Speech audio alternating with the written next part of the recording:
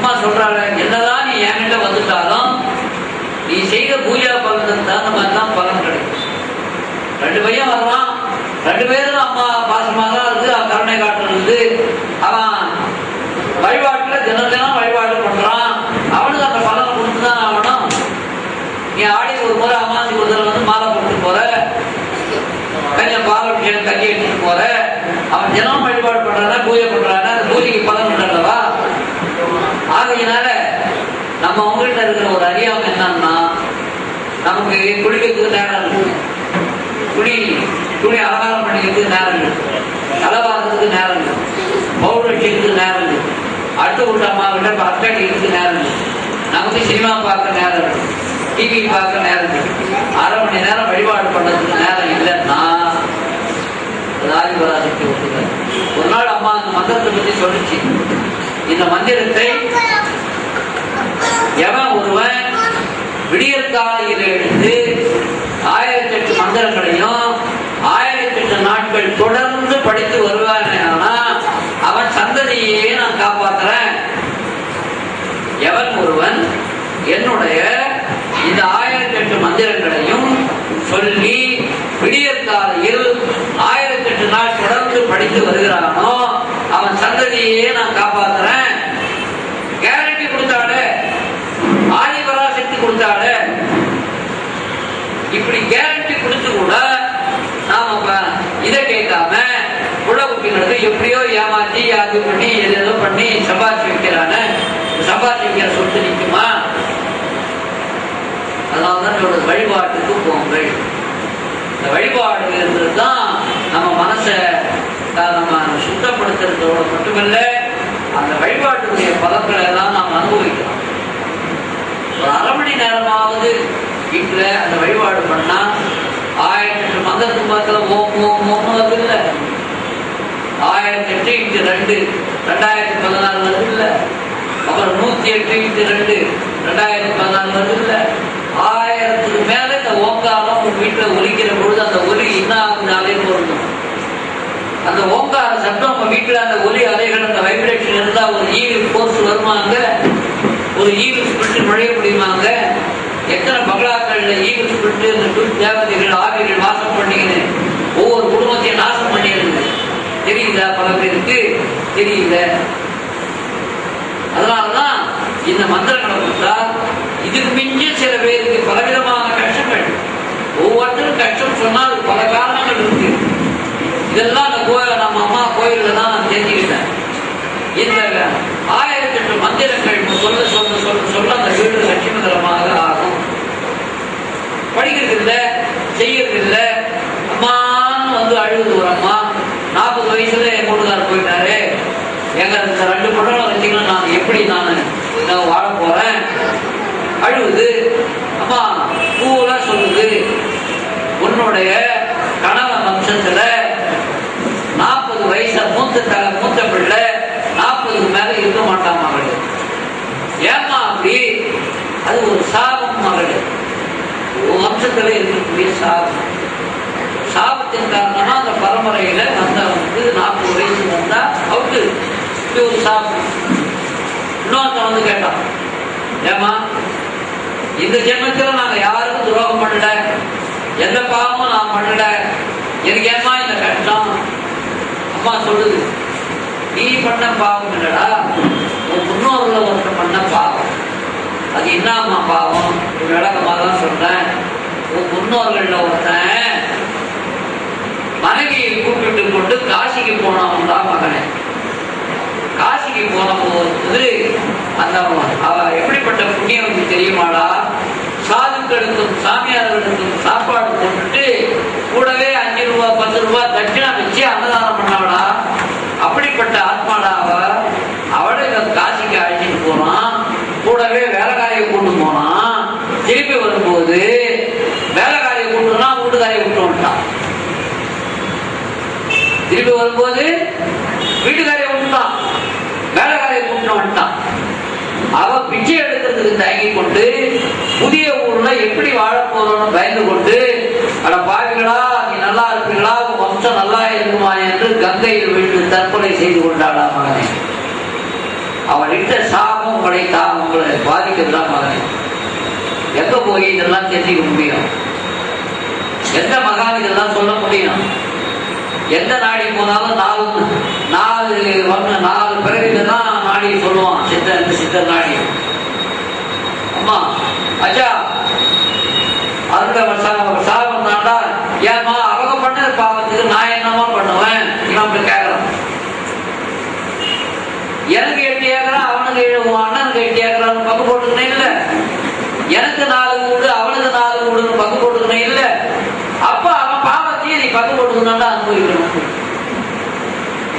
இதெல்லாம் அதுக்குதான் ஆன்மீகம் போகணும். அதுக்குதான் ஆன்மீகம் போகணும். ஒருத்தர் பண்ண பாவம், ஒருத்தி சாபம் ஒரு குடும்பத்தை எப்படி பாதிக்குதுன்றத தெரிஞ்சுக்கணும்னா ஆன்மீகம் போகணும். எந்த அரசியல்வாதிக்கு இதெல்லாம் தெரியுது? உலகத்துக்கு நல்லா இருக்கணும்னு ஊரை ஏமாத்தி உலகத்தை ஏமாத்தி நிலம் அபகரிப்பு பார்க்கறது இல்லை. இந்த சாபமும் பாவமும் அவங்க குடும்பத்தை பாதிக்கின்றது தெரியல. அந்த காலத்துல எல்லாமே ஒரு கிராமத்துல தேங்கி இருந்து பல வம்சங்களை பார்த்த அனுபவம் இருந்தது. வட்டி கடை வச்ச பணக்காரன் எப்படி போனான், நாசமா போனான், கண்ணால பார்த்தான். மற்றவன் வந்து சொத்து சேர்த்தவன் என்ன ஆனா கண்ணெதிர பார்த்தான். 3 தலைமுறை 4 தலைமுறை ஒரு கிராமத்தில் சேர்ந்து வாழ்ந்த போது ஒவ்வொருடைய வாழ்க்கை அனுபவத்திலையும் பாடங்கள் தெரிந்தன. இன்னைக்கு டெப்டி கலெக்டரா இருக்கிறான், ரிட்டையர்ட் ஆகும்போது திருநெல்வேலியில் இருக்கிறான். இங்க ஊரட்சி உலகட்சி சாபத்தை வாங்கிக்கணும், லஞ்சம் வாங்கிக்கணும். இவன் எல்லா சாபத்தை எடுத்துனா ரிட்டையர்ட் ஆகும்போது அவன் குடும்பம் என்ன நஷ்டம், என்ன வேதனை அனுபவிக்கிறது இவனுக்கு தெரியாது, இங்க இருக்கிறவனுக்கு தெரியாது. ஆகையினால இந்த உண்மை புரியல. அதனால விவேகானந்தர் சொன்னார், எந்த ஒரு கல்வியை இந்த நாட்டில் எப்படிப்பட்ட கல்வி சீர்திருத்தம் கொண்டு வர விரும்பினாலும், எப்படிப்பட்ட பொருளாதார முன்னேற்றத்தை நீங்கள் கொண்டு வர விரும்பினாலும் முதலில் ஆன்மீக கருத்துக்களை பரப்புங்கள். சாபத்துக்கும் பாவத்துக்கும் என்ன உண்டுங்கிறத சொன்னான்னா படிச்சவன் நீங்க நம்புவான். ஏன் அவன் சிலபஸ்ல இல்ல. நீ BA BSc MA MSc computer எல்லாம் அந்த மாயையில் இருக்காங்க. கம்ப்யூட்டர் என்ன இந்த மனுஷன் மூளைக்கு இன்னும் இதை விட அதிகமா கண்டுபிடிக்க முடியும். ஏன் தெரியுமா? கடவுளே நம்முள்ள ஆத்மாவா இருக்காரு. ஆதிபரா சக்தியே நம்முடைய ஆத்மாவா உள்ள இருக்கா. உன் அறிவையும் மனசையும் கொஞ்சம் ஒரு பூர்வப்படுத்தோம்னா கம்ப்யூட்டர் நம்மனா இதை விட பெருசா பண்ணலாம். நீ ஆன்மீகமா போய் மனசு கொடுத்தோம்னா இதை விட பிரம்மாண்டமாக செய்யலாம். ஆகாயத்துல உலா வரலாம். எதிராளி 10 ஜென்ம கதையை சொல்லலாம். அவ்வளவு பவர் நமக்கு இருக்குது. ஆமா, அது வரைய பண்ணிக்கிறோம். ஆதிபராசக்தி ஒவ்வொருத்தருடையும் இருக்கிறான். உன் ஆன்மாவே கடவுள் அம்மா சொல்றது இல்ல. உன் ஆன்மாவிலேயே அவ்வளவு சக்தி இருக்குது. அந்த சக்தியை என்ன பண்ணணும்? மௌனமாயிரு, தியானம் பண்ணு, மந்திரங்களை உயிரிட்டு. இதுல போக மாட்டேன், நம்ம புத்தி அதை போக மாட்டேங்குது. 7 மணி ஆனா ராதிகா சீரியல் பார்க்கணும்னு தோணுது. எங்களுக்கு அந்த பழைய சினிமா பாட்டு பார்க்கணும்னு தோணுது. அம்மா அதான் சொல்றா, பழக பழக பாவம் பிடிக்கும் என்பது போல என்னுடைய மந்திரங்கள் எல்லாம் இப்பொழுது குளித்து விட்டு இவ்வளவு வருஷமா சொல்லிருக்காரு. பழக பழக பாதம் பிடிக்கும் என்பது போல இன்றைக்கு உங்களுக்கு என் மந்திரங்கள் பிடித்து விட்டு காதல் நீரை கண்டு ஓடுகிற மான்கள் போல, காதல் நீரை கண்டு ஓடுகிற மான்கள் போல ஏமாந்து ஓடுகிறீர்கள். சுளை இருக்க தோல் விழுகிற உலகமாக மாறி இருக்கு. சொல்றது அந்த தோல் தான் திங்கும். இந்த கோயில்ல இந்த மந்திரங்களை போய் ஓய்வு நாள்ல மந்திரங்களை படிக்கலாமா அப்படின்னு அம்மா கேட்டு, ஓய்வு நாள்ல 1008 மந்திரங்களை ஏதாவது ஒரு கோயில போய் உட்கார்ந்து படிக்கலாமா கேட்டபோது, என்ன ஓய்வு நாள் இல்லையா, என்ன ஓய்வு நாள் இல்லையா அப்படின்னு கேட்டு, என்னை வழிபடுவதுதானடா உன் கடமை, உனக்கு கொடுத்திருக்கிற உத்தியோகம் உனக்கு ஓய்வுடா. இது எத்தனை பேர் புரிஞ்சுக்கணும்? இந்த ஆத்மா இந்த உடம்பு எடுத்துக்கின்னு வர்றதுக்கு என்ன காரணம்னா, நாம பண்ண பாவ புண்ணியங்களுக்கு தகுந்த மாதிரி அனுபவங்களும் பலன்களும் கிடைக்கின்றன. நாம என்ன பண்ணணும்? இந்த பாவம் புண்ணியம் இதெல்லாம் கரைச்சிக்கிறதுக்கு நாம் என்ன பண்ணணும்? ஆதிபராசத்தை பிடித்துக் கொண்டு நம்ம இந்த ஆத்மா விடுதலை பண்றதுக்கு இதிலிருந்து இந்த கட்டில உடம்பு கொடுக்கிறது, பிறகு கொடுக்கிறது, கட்டில இருந்து விடுபடணும்ன்றது தான் நம்முடைய டியூட்டி. ஆனா நாம எதுக்கு முக்கியத்துவம் கொடுக்குறோம்? நாம உத்தியோகத்துக்கு முக்கியத்துவம் கொடுக்குறோம். ஐயோ என் வீட்டுக்காரர் வருவாரு, ஐயோ என் மாமனார் வருவாரு, ஐயோ அவங்க அப்படி நினைப்பாங்க அப்படி நினைப்பாங்க. நம்ம குடும்பத்தில் உறவுக்கு கொடுக்குற முக்கியத்துவத்தை இந்த வழிபாட்டுக்கு கொடுக்கறது இல்லை. ஆனா அதுக்குதான் வந்திருக்கு இந்த ஆத்மா. இந்த ஆத்மா பிறவிக்கு வந்திருக்கிற காரணமே அது இந்த இதுல இருந்து விடுபடணும்னு உள்ள குடிக்குது. 100 ரூபாய் வந்த போது 200 மனசு ஆசைப்பட்டுச்சு. முதல் நான் உத்தியோகத்துக்கு போகும்போது 10 வருஷ காலத்துல 90 + 10 அதான் எனக்கு சம்பளம். பாதி 100 ரூபாய் கிடைக்குது. சரி ஒரு 200 ரூபாய் கிட்ட செலவழிமா இருக்கும். 200 ரூபாய் வந்தது. அப்புறம் 1000 நிமிஷம் பரவாயில்லை, 1000 வந்தது. அதுக்கப்புறம் ப்ரொஃபஸர் கிரேடுக்கு வந்தால் நல்லா இருக்குமே, 15,000 வந்தால் நல்லா இருக்குமே. இப்படியே போயினே தான் இருந்தது தவிர எவ்வளவு வந்தும் எவங்க மனசு திருப்தி அடைய மாட்டேங்கிறது. என்ன காரணம்? யோசனை பண்ணுங்க. சொல்றாங்க பெரியவங்க, வைத்தியகாரா உள்ள இருக்கிற ஆத்மா நீ எவ்வளவு போட்டாலும் அது திருப்தி அடையாது. உள்ள இருக்கிற ஆத்மா இருக்கிற ஆத்மா அந்த ஆத்மா என்ன பண்ணுது? அதுக்கு தான் மூலஸ்தானத்துக்கு போகணும்னு பிடிக்குது. அது மூலஸ்தானம் என்ன? நீ சிவனை நினைச்சா அதுதான், நீ ஆதிபராசக்தி நினைச்சா அதுதான், நீ நாராயணன் நினைச்சாலும் அதுதான். அந்த மூலஸ்தானத்துல போய் ஒட்டிக்கணும்னு இது உள்ள தவிக்குது. இந்த தவிப்பை நீ என்ன பண்ற? சொத்து வாங்கி வச்சு சுகானம் போய்க்கலாம்னு நினைக்கிறேன். 10,000 சம்பாதிச்சேன், லஞ்சம் வாங்கி சம்பாதிச்சேன், பங்காளி ஏமாத்தி சம்பாதிச்சேன், அவ்வளவும் சம்பாதிச்சேன், எப்படி எப்படியோ சம்பாதிச்சேன். கட்சியில என்ன பண்ணுச்சு? உன் மனசு திருப்தி அடைஞ்சுதா? இல்ல. இவ்வளவு சம்பாதிச்சு ஏன் திருப்தி அடையல? அதான்டா இப்ப உள்ள இருக்கிற ஆத்மாவுக்கும் மனசு தவிக்குது. மனசு என்னவோ ஒன்னொன்னு ஆத்மா திருப்தி அடையல. அந்த ஆத்ம திருப்தி எப்போ வரும்? இந்த மூலஸ்தானத்துல போய் ஒட்டினாதான் வரும். இதுதான் வாழ்க்கையினுடைய இறுதி எண்டு. இது ஞானிகள் சொன்னாங்க, கேட்கல. இப்போ இதை கேட்கும் போது வெளியே போனா மறந்துடும். மனுஷனுக்கு வைராக்கியம் இருக்குல்ல, 3 விதமான வைராக்கியம். மயான வைராக்கியம் அப்படியே போவான். எப்படியெல்லாம் இருக்கணும், எப்படியெல்லாம் வாழணும், எப்படியெல்லாம் ஆடணும், எல்லாம் வருமா? மண்ணுதும் எல்லாம் மண்ண பிடிச்சா இருந்த மன்னரும் பிடிச்சா அம்பலாவரை என்ற மாதிரி தான். புராணங்களை கேட்கும்போது மகாபாரதத்துல எல்லாம் செத்து போய் கிடக்கிற போது தர்மர் போக போவார். இப்படிலாம் எல்லாத்தையும் சாவட்டி இன்னாத்த கண்டம். அதை அப்படியே உருக்கமா சொல்லும் போது இன்னாத்த சொத்து சொல்லுவாங்க. மயானத்தை படத்தை அடக்கம் பண்ணிட்டு வரும்போது மனசினாவோ எதுவுமே நிலையில்லை, எதுவுமே நிலையில்லை. அப்போ ஒரு மனசு ரொம்ப சாந்தமா ரொம்ப ஞானத்துக்கு போகும். வீட்டுக்கு பக்கத்து வீட்டுக்காரன் சொன்னான்னு ஒண்ணு அப்படியே சொன்னா படுவா பார்த்ததெல்லாம் ஒரு கை போயிடுச்சு அந்த வைராகி. அதே மாதிரி தாய்மார்களும் இனி அந்த மனுஷன் மூஞ்சியில கூட ஏறிட்டு பார்க்கணும். பிரசவ வைராகி டீட்டெயில சொல்லணும். அதனால பிரசவ வைராக்கியம், மயான வைராக்கியம், புராண வைராக்கியம். எத்தனை வீதி நூல்கள் வந்தாலும் சரி, நீ எவ்வளவு கோடி கோடியா சம்பாதிச்சாலும் சரி, உள்ளே இருக்கிற ஆத்மா தன் மூலஸ்தானத்தை நோக்கி போக வேண்டும் என்றது உள்ளே தவிக்கிறது. நீ கோடி கோடியா வச்சாங்கன்னா, ஸ்விஸ் பேங்க்ல போட்டாயிருந்தா, நீ பினாமின்னு வச்சுக்கினா, நீ ஆத்ம திருப்தியில இருக்கிறியா? நீ எப்போ ஓணம் பறக்கிறையோ அது வரைக்கும் உனக்கு திருப்தியே வராது. வேணும் போனா அவனே நீ அவசப்பட வேண்டியவன். இருக்கிறது போதும் எனக்கு அருள் ஓணும்னு நினைச்சீங்கன்னா உங்க மனசுக்கு சாந்தி கிடைக்கும். இதுதான் ஆன்மீகம். இதுதான் ஆன்மீகம். மரணத்துக்கு பிறகு இந்த உயிர் என்னென்ன ஆகிறது யாருக்கு தெரியுது? நம்மளும் சொல்லியிருக்காங்க. அதெல்லாம் இந்த சிலபஸ்ல இல்லை. மரணத்துக்கு பிறகு இந்த உடம்பு என்ன, அது ஆன்மா மனசை இழுத்துக்கும் போது அந்த மனசுல இருந்த போட்டு வச்ச ஆசைகள், வெறுப்புகள், பாவங்கள், பாவ எண்ணங்கள், பழிக்கு பழி வாங்குற அந்த புத்தி, அதெல்லாம் அந்த ஸ்டாக்ல போய் ரெக்கார்ட் பண்ணிக்கணும். அந்த மனசையும் அந்த சூட்சும சரீரத்தை இழுத்துன்னு ஆன்மா போகும். அது பல உலகங்கள் அதை இதெல்லாம் இந்த மரணத்தை பற்றிய விஷயங்கள் எல்லாம் இன்னைக்கு சிலபஸ் இல்லைங்களே. ஆகையினால அம்மா சொல்றா இல்ல, ஒரு போன பிறகு பற்றி சொல்லிச்சு, ஒரு பிறகு கணக்கெல்லாம் கூட சொல்லிச்சு.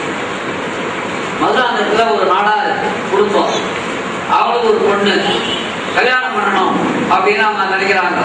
நான் கல்யாணம் பண்ணிக்க மாட்டேன், நான் டாக்டரா படிக்க போறேன்னு பொண்ணு வாங்க மாட்டேன். நீ 5 வருஷம் பொறுத்து கல்யாணம் பண்ணிங்கன்னா நம்ம ஜாதியில எந்த மாப்பிள்ள ஆக்குவான் அப்படின்னு அந்த நாடார் சொல்றாரு. அதெல்லாம் எனக்கு தெரியாது, நான் MBBS முடிக்க போறேன் அப்படின்னு. இவங்க அதுதான் அம்மா குடும்பம். சரி, அம்மாட்ட போய் அல்வா கேட்போம். அம்மா சொன்னா ஒத்துக்கிறியா? ஓயே அம்மா என் பக்கம் தான் சொல்லணும் அப்படின்னு பொண்ணு வருது. தாய் தகப்பன் பொண்ணு 3 பேரும் போய் அம்மாட்ட அல்வாக உட்கார்றாங்க. மகளே, மகளுக்கு திருமணத்தை முடிஞ்சு விடுது. இந்த பொண்ணுக்கு ஆட்டம் தாழ முடியல.